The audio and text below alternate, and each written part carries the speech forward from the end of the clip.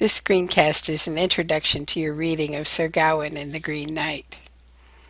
Sir Gawain and the Green Knight is categorized as a romance. No, not those bodice ripping, hot, steamy romances that we think of today, but really more of a literary romance, which was originally a work that was written in one of the Romance languages, such as French or Spanish, instead of in Latin, because that was the language in which most books were written during that time.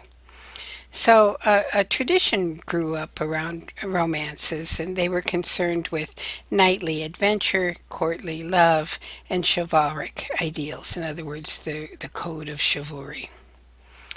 Romances usually involve some combination of the following.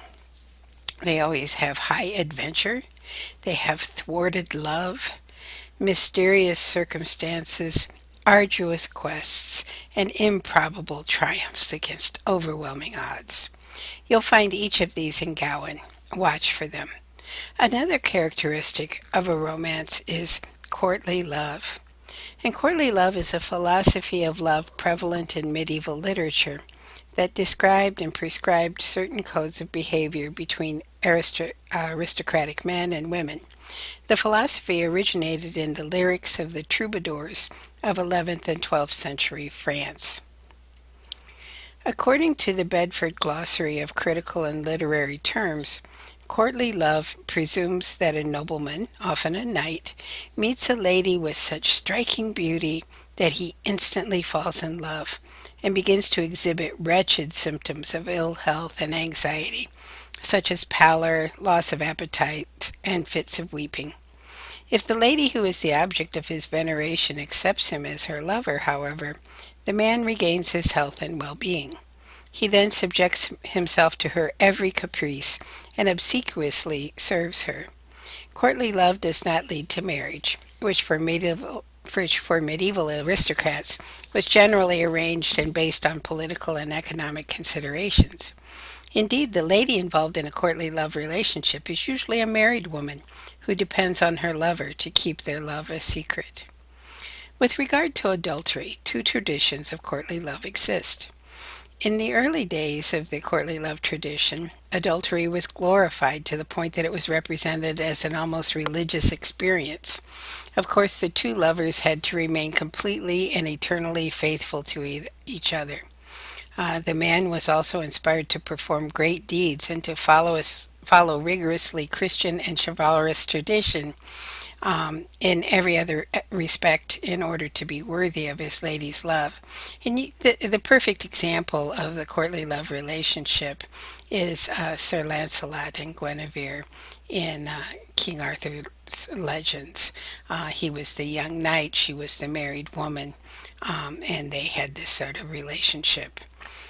Beginning particularly with Dante Alighieri, who wrote the Divine Comedy.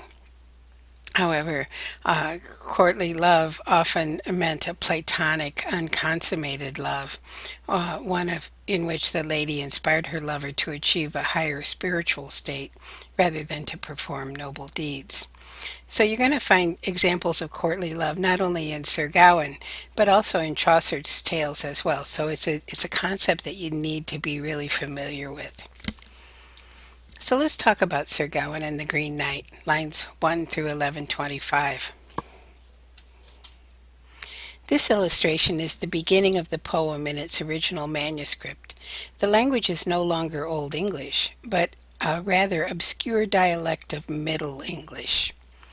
It was written between 1370 and 1400, about the same time as Chaucer was writing the Canterbury Tales, but it's much more difficult to translate because of the Northwest Midland dialect, which is pretty obscure. Chaucer was writing down here in London in a it's a more standard dialect, a dialect that we're more familiar with. The poem survives in a single manuscript, the Cotton Nero AX, and that manuscript also includes three religious poems called Pearl, Purity, and Patience.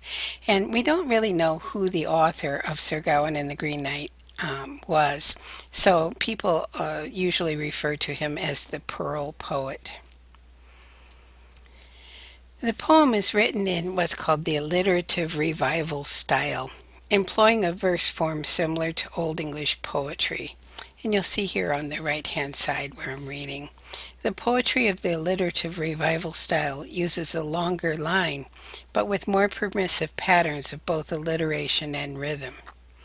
These are the first lines of the poem in the original Middle English and in modern translation. I'll read the Middle English for you. Notice once again the serious use of alliteration in this poetry.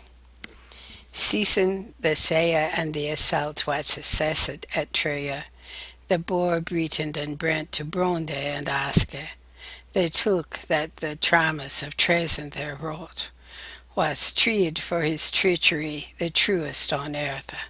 It was Aeneas the Ethel and his he kinde, that Seaton deprecate provinces and Patronus became wellne of all the whaler in the West Isles. Besides alliteration, another characteristic of the alliterative revival style is the so-called bob and wheel that concludes each stanza.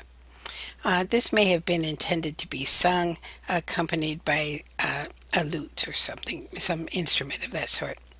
The bob is usually a two-syllable line, and you see that I have here at the top, this is it in the original Middle English, and this is it in a modern English translation. So the bob is this two-syllable line with a single stress. So here's the two syllables, and here's the two syllables. And it's followed by four lines with three stresses each. And I've made the stresses in red here so that you can see where they are in the sentence. The poet often uses the wheel as a summary to the stanza that's gone before.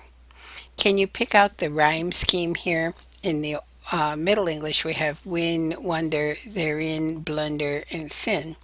In modern English, we have fair, wonder, there, blunder, and share. So we have, if this is A, then this doesn't rhyme with A, so it's B. This does rhyme with A, so this is A.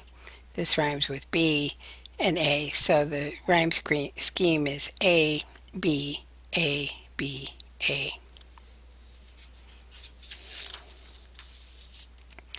This edition was translated by Marie Boroff, an English professor at Yale in 1967.